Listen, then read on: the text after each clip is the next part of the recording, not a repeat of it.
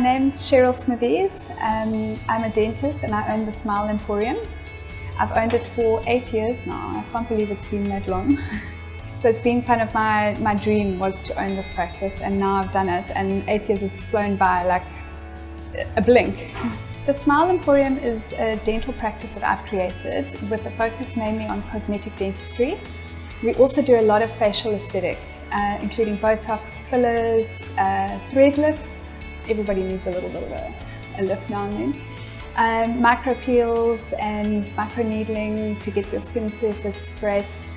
But the biggest focus is always the dentistry. It is still my #1 focus, but I like to dabble with all the aesthetic facial stuff. I'm the principal dentist here, so I do a lot of the smile design and the cosmetic rehabilitation in the dental side. I do most of the facial aesthetics as well.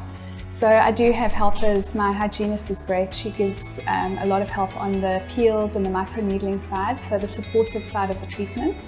But I do the main focus on the actual big treatments. So I suppose every story's got to start somewhere, and I was lucky. I've had a really good education. I was very privileged to go to university, and I managed to actually get into dental school, which was phenomenal. I did it originally to go into medicine, but once I was in dentistry I realized I actually love it. So the grounding that I had from a university education point of view was great. I was at Pretoria, so their dental school was remarkable. But coming out of university, it's really difficult to find your feet in this world, and you actually need a mentor. You can't just be let out onto the world and do things to people. So I was given a position up in this building with Dr. Smith, and he was phenomenal. He's a really good dentist, so I learned from someone who had really good ethics, really good skill. So that gave me a really good foundation to go into my own practice and carry that forward.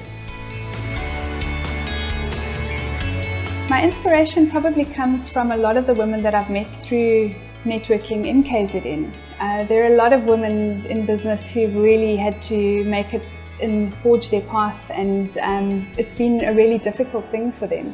And I feel like I've had quite a easy experience coming to where I am. I think being part of a profession, it already just gives you a standing.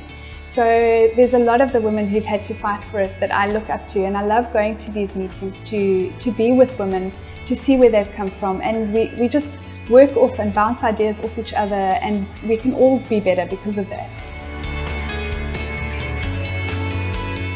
I don't think we have to have a different approach to men. Women in general just do have a different approach, I think. I think we lead from our heart a little bit more, which sometimes may be to our own detriment. But I think we really want to build people up. We don't want to use people and throw them away to get to where we want to go. And I'm not saying men do that, but I think it's easier for them to climb the ladder in that sort of respect, whereas we try to do it, you know, with believing in people and wanting to help people along the way, which maybe holds us back a little in a man's world. I think when you look at the time frame in terms of what has been accomplished over 8 years, I'm very proud of what I've done. I have a practice, I have 3 dental chairs, I have a dentist working with me, I have a hygienist working with me.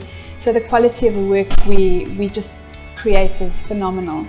But I think the one area that my failing has always been, and it's one of those things that you think you'll get to, but it always isn't like top of the list, is to do a bit more on the charity side. Technology is phenomenal nowadays, and it's just getting better, especially on the dental side. So I'm hoping that with a little bit more step on the technological side in terms of 3D scanning and 3D milling, one can actually produce dentures for people who just, have no way to get dentures. The government does not provide, so they'll take your teeth out, but they won't actually give you anything to replace it. But now with the 3D scans, one can just take your computer with you to an area, scan everyone, and take your milling unit and mill a denture, and within a day people have teeth. So that's a goal that I want to work towards doing in the next couple of years, once the technology has come to the point where scanners and printers are affordable. Because I think there isn't much that we can do without a facility in terms of outreach, because you need everything that we have here and you can't take it with you. So a scanner and a miller very easy. So we'll get to that. Work-life balance. I think it's something that everybody aspires to, and I'm not sure that everybody gets it right. I'm struggling at the moment. The idea is to wake up in the morning and go to gym, but it's so easy to press that snooze button. But it's coming into summer now, so hopefully we'll get there. And I think friends and family would obviously be the first place that you would want to spend your outside of work time. So that's definitely top of my list when I do get some time. But I think forging away with your own business sucks you dry in a way, and I think it's always got to be at the forefront of your mind as to how you're going to keep that work-life balance. So it's something that I need to work towards. It's not there, it's nowhere near it yet, but it'll get there.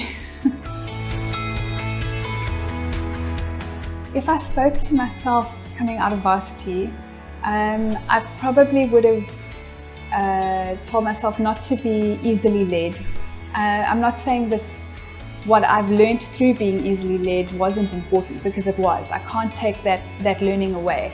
But I think it may have gotten me out of some situations that were very uncomfortable at the time. Learning was great, but maybe I didn't need those lessons as much as you know what I know them now to be. I could maybe have just read a book to learn them.